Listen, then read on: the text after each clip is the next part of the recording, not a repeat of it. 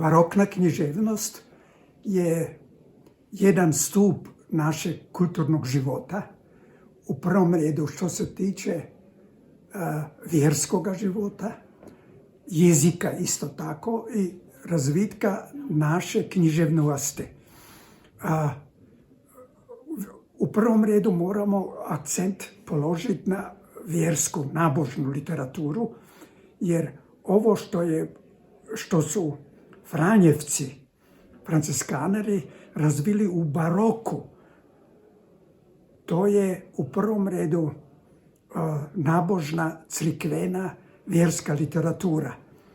Od sve razumemo da to nisu oni od danas do sutra. Oni su bili u jednom određenom ambijentu, kulturnom ambijentu kojega su pripravili predtim drugi ljudi. Naprimjer, jezuiti koji su držali misije kod Nadoždija, kod Esterhazija. I onda je Esterhazi preuzeo prik Franjevce jednostavno pijanje kulturnog života. A to su naši veliki Franjevci, Bogović, Palković,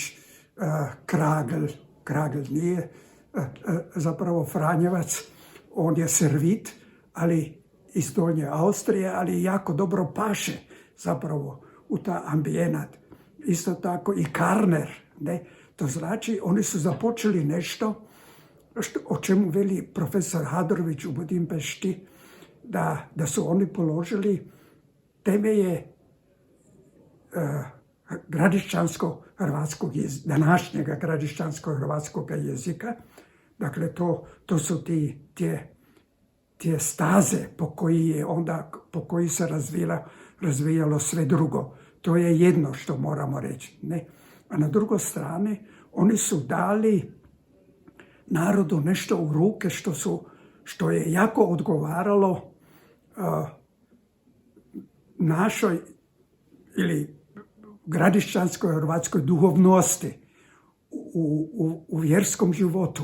Ne? A oni su se onda preko tih linij ukopčali u život ove crikve prik bratinstva u Željeznu ili prik bratinstva u Novom gradu, Güssingu. Ne? A to se onda srušilo za vrijeme jozefanizma i nastala je jedna velika pauza od 40 let koju je onda Jožef Ficko obnovio, jer je vidio da je to jako dobro uhodano u narod, ali on je dodao onda nova hiža zlata, nova marijansko cvijeće. Dakle, to novo, to je bio obnovljenje staroga, jer je van pohitao sve iz molitvenikov, iz crikve, iz svačega.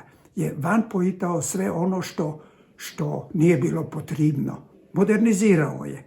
A to je onda duralo sve do druge polovice 19. stoljeća, kada je došao Čuković, kada je došao Glavanić i tako dalje, i kad su počeli ljudi to na moderniji način napraviti. Barok je portugalska riječ, a ta portugalska riječ znači da su đunđe koje zrastu u školjki, ne? Ali krivo. To znači da nije samo jedna lipa, jedna nutri, nego uz tu jednu su male na toj, i to onda izgleda nakinčeno, načičkano, pretirano nekako. A to se onda preuzelo i u arhitekturi.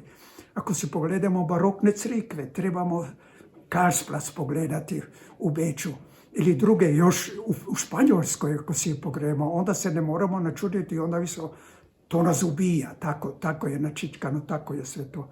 Ne? A od toga se trebalo lučiti. Ne? A to je onda došlo kasnije i preko, ali temelji su bili usmjereni u jednom određenom. Ti temelji nas pejaju do danas. Zato imamo gradišćansko-hrvatski jezik. S crikvom je problematično, ali i ona postoji. Ne? I ovdje mi nimamo dosti veliku populaciju. Ne? To znači, ako pogledamo, pokazao sam gvardijane u franciskanere u Željeznu, ne?